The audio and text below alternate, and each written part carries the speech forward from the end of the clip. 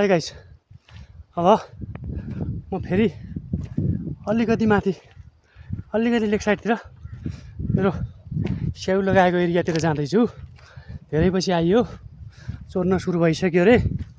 हेर्नै जान्छु कतिको बचिया छ, देखाउँछु हजुरहरूलाई।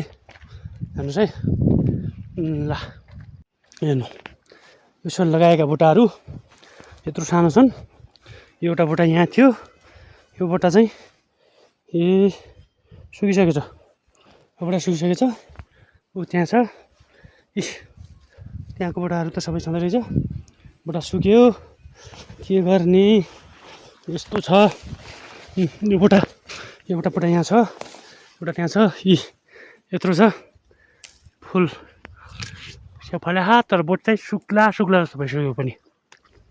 हेर्नु, यो अहिले साल लागेको बुट्टा यत्रो छ, तर यसमा चाहिँ पुरै सेतो के रुसी जस्तो लागिसकेको छ। सुकिहाल्छ त्यसो भएन। हेर्नु, यो 5 वर्ष अगाडि लागेको, यो पनि 5 वर्ष अगाडि लागेको बुट्टा, यो पनि 5 वर्ष अगाडि लागेको बुट्टा। एउटा रुख यहाँ छ, रुख पनि अलिअलि फल्या सबै सबै छ। तर पोहोरको दाँजोमा नेपाली स्याउ यतिकै फलेन एकदम। कोही दाना मात्रै छ रुखमा, त्यही पनि चोर्लै हुने त होला योपालि पनि। मान्छेले आउनु के राख्ने यति स्याउलाई। ल